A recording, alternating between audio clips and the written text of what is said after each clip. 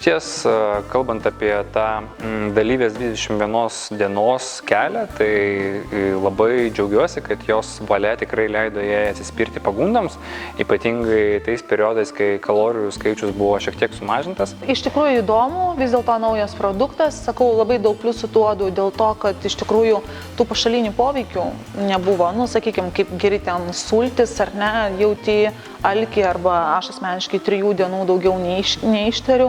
Tai čia geriant šitos kokteilius nebuvo jokio šalutinio poveikio, kad ar svaigtų galva, ar jaustumės blogai ir panašiai. Labai svarbu paminėti, kad jos iš tiesų mitybos racionas buvo kiek kitoks, nes ji buvo išbandžiusi eilę įvairiausių metodų. Tai yra skirtingų dietos intervencijų, buvo numetusi jau šiek tiek svorio ir aišku, moteris, kurios ūgis yra virš 1,70 m, o kūno masės indeksas yra šiek tiek daugiau negu 25, tai jie jau aišku nuimti tą papildomą masę, tą papildomą riebalų prieaugį yra sudėtingiau.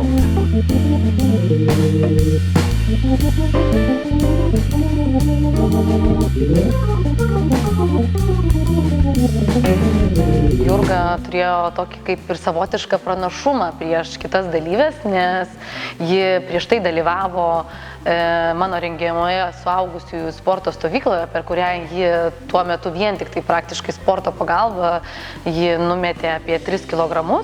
Jurga yra iš tokių žmonių, kuri turi būtinai turėti labai stiprų motyvą ir tai, kad jai pavyko, tai yra labai smagu ir aš žinau, kad aš su jie susitiksiu ir kitoje stovykloje ir ten aš patikrinsiu, ar jos svoris nesugrįžo. Tai Jurga iš tikrųjų pasikeitė, galbūt nėra tokio super didelio drastiško skirtumo dėl to, kad laiko praėjo ganėtinai, ne taip drastiškai daug pasakyčiau, bet matosi, kad formos yra jau taip pamoteriškėja, atsiradęs skirtumas tarp talijos, krūtinės ir klubų. Tikrai gražiai tirpsta, labai proporcingai tirpsta tie kilogramai ir gramai.